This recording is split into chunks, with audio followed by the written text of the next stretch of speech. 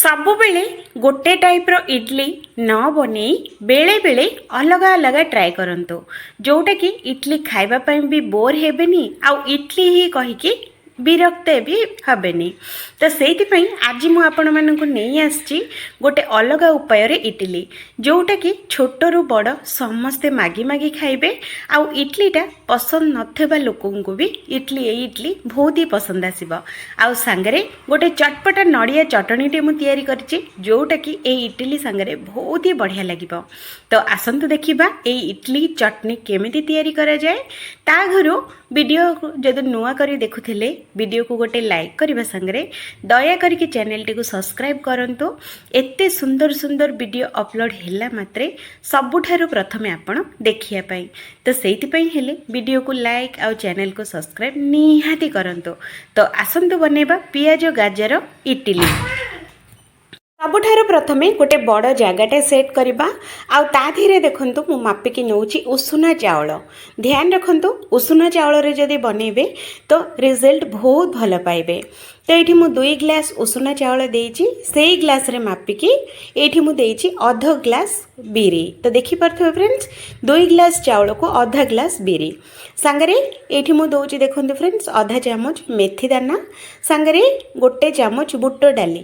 ଟେଷ୍ଟଟା ବହୁତ ଭଲ ଆସିବ, ସାଙ୍ଗରେ ଖାଇବା ପାଇଁ ବି ବହୁତ ହି ସୁଆଦିଆ ଲାଗିବ। ତ ଏ ସବୁଯାକ ଜିନିଷ ଦେଇସାରିଲା ପରେ ଥରେ ଏମିତି ମିଶାଇ ନେବା। ତ ଦେଖନ୍ତୁ ଫ୍ରେଣ୍ଡସ୍ ଏମିତି କରିକି ମିଶାଇ ନେବେ। ତ ଏଇଠି ଦେଖନ୍ତୁ ଭାଗ ମାପଟା ପୁରା ପରଫେକ୍ଟ ରଖିବେ ଫ୍ରେଣ୍ଡସ୍। ତ ସେଇଥିପାଇଁ ଇଡଲିଟା ବହୁତ ହି ଟେଷ୍ଟି ଆଉ ବହୁତ ହି ସ୍ପଞ୍ଜି ବନେ। ଯଦି ଭାଗ ମାପ ଇଆଡ଼େ ସିଆଡ଼େ ହେଇଯାଏ ଇଡଲିଟା ତ ନହେଲେ ଟାଣ ନହେଲେ ପୁରା ପଥର ଭଳିଆ ହେଇଯାଇଥାଏ। ଭାଗ ମାପଟା ଯଦି ଆପଣମାନେ ପରଫେକ୍ଟ ରଖିବେ ତ ଏକଦମ ସ୍ମୁଥ ଇଡଲି ବନିକି ରେଡ଼ି ହେବ। ତ 2ରୁ 3 ଥର ମୁଁ ବଢ଼ିଆ ସେ ଧୋଇ ଦେଇଛି। ତାପରେ ଏଇଥିରେ ଯେଉଁଗୁଡ଼ା ଆମେ ନର୍ମାଲ ପାଣି ଯେଉଁ ପାଣି ଆମେ ପିଉଛେ ସେଇ ପାଣି ଏଇଠି ଆମେ ଦେବା। ଏ ସବୁଯାକ ଜିନିଷକୁ ଯେମିତିକି ଭଲସେ ବୁଡ଼ିବା ଦରକାର। ତାପରେ ୟାକୁ କଭର କରିକି 5 ଘଣ୍ଟା ପାଇଁ ଭିଜିବା ପାଇଁ ଛାଡ଼ିଦେବା। ତ ଏପଟେ ଆଉ ଗୋଟେ ବାଉଲ୍ ନେଇଛି, ତ ଏଇଠି ସେଇ କପ୍ରେ ମାପିକି ଅଧା କପ୍ ମୁଁ ଚୁଡ଼ା ନେଇଛି। ତ ଚୁଡ଼ାଟା ଆମର ବେଶୀ ସମୟ ବିଲକୁଲ ଭିଜେଇବା ଦରକାର ନାହିଁ, ମାତ୍ର 10 ମିନିଟ୍ ଭିଜିଲେ କାଫି। ତ ଏଇ ଚୁଡ଼ାଟାକୁ ଭଲସେ 2ରୁ 3 ଥର ଧୋଇଦେବା। ଧୋଇ ସାରିଲା ପରେ ୟାକୁ ଆଉ ଥରେ ଭଲ ପାଣି ଦେଇକି ୟାକୁ ବି କଭର କରିକି 10 ମିନିଟ୍ ଭିଜିବା ପାଇଁ ଛାଡ଼ିଦେବା। ତ ଦେଖନ୍ତୁ ଫ୍ରେଣ୍ଡସ୍ ବିରି ଡାଲି ଆମର ଚାଉଳ ସବୁତକ 5-6 ଘଣ୍ଟା ଭିତରେ କେତେ ବଢ଼ିଆ ସେ ବତୁରି ଯାଇଛି। ଏଇଠି ଆପଣମାନେ ଦେଖିଲେ ହିଁ ଜାଣିପାରୁଥିବେ କେତେ ବଢ଼ିଆ ସେ ଫୁଲିଛି ଆଉ ଏକଦମ ବତୁରିକି ରେଡ଼ି ହେଇଛି, ଦେଖିଲେ ନା।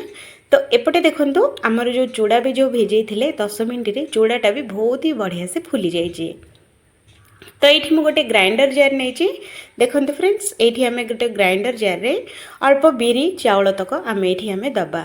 ଆଉ ଏଇଠି ଧ୍ୟାନ ରଖିବେ ବାଟିଲା ବେଳକୁ ଅଲଗା ପାଣି ବିଲକୁଲ ଦେବେନି। ଯେଉଁ ପାଣିରେ ଆମେ ଯେଉଁ ବତୁରେଇ ଥିଲେ ସେଇ ପାଣି ହିଁ ଏଇଠି ଆମେ ଦେବା। ଯେତିକି ଦରକାର ବାଟିବା ପାଇଁ ସେତିକି ଦେଇକି ୟାକୁ ପୁରା ଚିକ୍କଣ କରିକି ବାଟି ଆଣିବା। ଆଉ ଏଇଠି ଦେଖନ୍ତୁ ଫ୍ରେଣ୍ଡସ୍ ବିଲକୁଲ ବି ଖଦଡ଼ା ନାହିଁ, ପୁରା ପ୍ଲେନ୍ ହେଇକି ବାଟି ହେଇଛି। ଧ୍ୟାନ ରଖିବେ ଇଡଲି ବ୍ୟାଟରଟା ଆପଣମାନେ ଯେତେ ପ୍ଲେନ୍ କରିକି ବାଟିବେ ଇଡଲିଟା ସେତିକି ନରମ ହେବ। ତ ସେଇ ଜାର୍ରେ ବିରି ଗୁଡ଼ା ଚାଉଳ ବାଟି ସାରିଲା ପରେ ତାପରେ କ'ଣ କରିବା ଆମେ ଚୁଡ଼ା ତକ ସବୁତକ ନେଇଯିବା। ଆଉ ଚୁଡ଼ାରେ ଏଇଠି ଆମେ ପାଣି ଦେବାନି, ଏଇଠି ଆମେ ଦେବା ଦହି। ତ ଦହି ମୁଁ କ'ଣ ପାଇଁ ଦେଉଛି ଆଗକୁ କହିବି। ତ ଏଇଠି ମୁଁ 1 ଗିନା ଦହି ଦେଇଛି। ତ ଦେଖନ୍ତୁ ଫ୍ରେଣ୍ଡସ୍ ଦହି ଦେଇକି ୟାକୁ ଚିକ୍କଣ କରିକି ବାଟି ଆଣିବା। ବାଟି ସାରିଲା ପରେ ସେଇ ବିରି ବଟାରେ ହିଁ ୟାକୁ ଆମେ ମିଶାଇ ନେବା। ତ ଦେଖନ୍ତୁ ଫ୍ରେଣ୍ଡସ୍ ଏମିତି କରିକି ମିଶାଇ ନେବା। ତାପରେ ଏଇଠି ଆମେ ସ୍ୱାଦ ଅନୁସାରେ ଲୁଣ ଦେବା। ୟାକୁ ଭଲସେ 2-3 ମିନିଟ୍ ପର୍ଯ୍ୟନ୍ତ ବଢ଼ିଆ ସେ ୟାକୁ ଫେଣ୍ଟିକି ଗୋଳେଇ ନେବା। ଫ୍ରେଣ୍ଡସ୍ ମୁଁ ଦହି ବାଟିଲା ବେଳକୁ ଏଇଥିପାଇଁ ଦେଇଥିଲି କି ଆମର ଯେଉଁ ଶୀତ ଦିନ ଯେଉଁ ଚାଲିଛି ଏତେ ବଢ଼ିଆ ସେ ବ୍ୟାଟରଟା ଫର୍ମେଣ୍ଟ ହେବନି।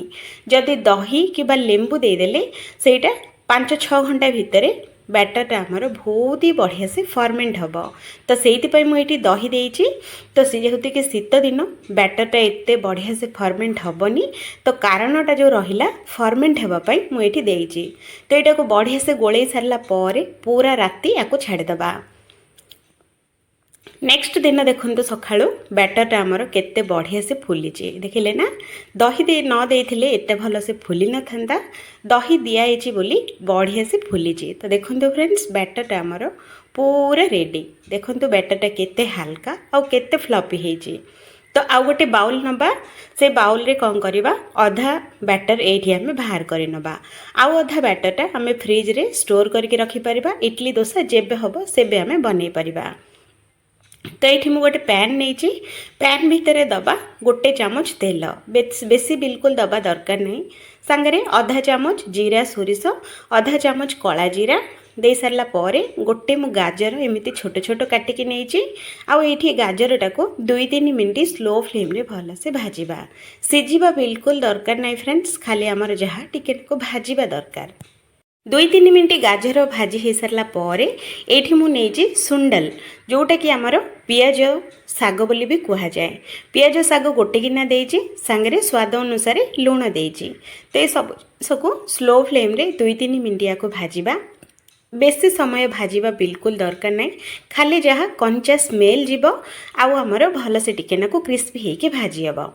तो ये देखु 2-3 मिनट भितर आमर पियाज साग सांगरे गाजर बहुत ही बढ़िया से भाजी होती। तो ये आम गैस टाक बंद करदे आगुरी देखो फ्रेंड्स जो बैटरटा अलग काढ़ी जो आम रखी से बैटर धीरे एतक आम मिसेबा तो सबुतक पोछापोछी करके बढ़िया से आपको पकई ने तापर ये आम दबा ढेर सारा धनिया पत्र आपण मैंने जिते अधिक देवे से बढ़िया लगे सांगरे आधा चामच जीरा और लंका गुंड लंकार सुखिला लंकार गुंड देइछि यार टेस्ट भी बहुत भल आसीबो। जदि जीरा लंका गुंड एवेलेबल नाही तो आपण मैंने गरम मसला कि चाट मसला भी दे पारिबे।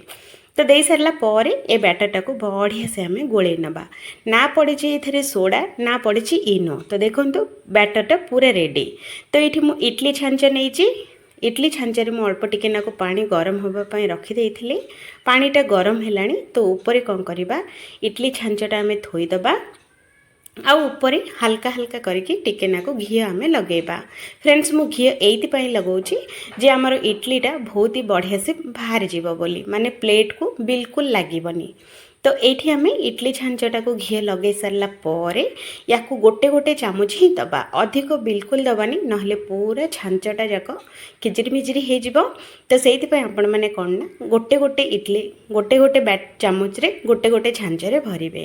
तो ये आमको अधिक बिल्कुल दबा दरकार नहीं बास जेतिकी दरकार सेतिकी ये आमको देदबा दे सारा पर कभर करके 5 मिनट पर सिझे नबा। ता भीतर आसतु गोटे चटणी तैयारी करबा जो थरे कि मु नेछि नड़िया भजा होइथबा बुट सांगरे ये मु देछि ढेर सारा धनिया पत्र सांगरे गोटे कंचा लंका राग पाई आउ एठी मु देछि गोटे गिना दही दही जदि खाऊ नथबे तो नथबो जदि तेंतुली भी दे पारिबे।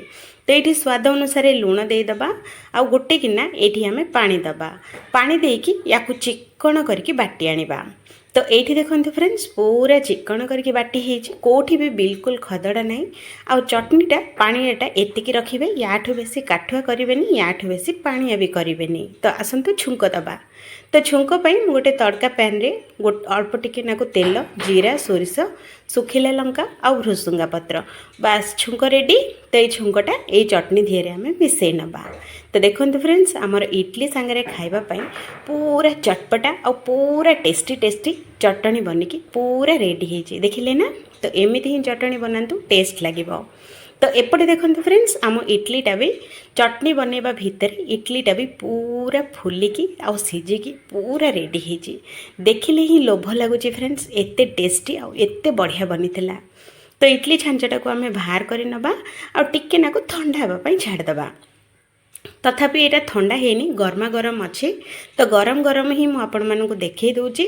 जदि आपण मैंने कौन करेंगे ना प्लेट टाक जब टिके नाको ठंडा करके बाहर करेंगे इडलीटा पूरा गोटे सेप होके आसब आ बिल्कुल भी प्लेट को भांगीबनी। तो ये देखो फ्रेंड्स एमती गोटे चामच साहाय्य सबुतक इडली आम बाहर कर नबा। तो इडलीटा केते स्पंजी बनी एठी मु आपण मानकु देखौची। तो देखंतु फ्रेंड्स एकदम नरम आउ एकदम तुलतुलिया जेमिति कि पाटी रे देला मात्रे पूरा मिले जीवो। आउ ए इडलीटा आपण माने बिना तरकारी कि बिना चटनी रे भी खाई परिबे। एते टेस्टी आउ एते बढ़िया लागिवो। जदि ए रेसिपी आपनको भल लगे तो वीडियो को गोटे लाइक करने संगे चैनल टी को निहाती सब्सक्राइब करंतु फ्रेंड्स। गोटे वीडियो करने पछरे आमको बहुत समय लगुच तो से लाइक सब्सक्राइब प्लीज।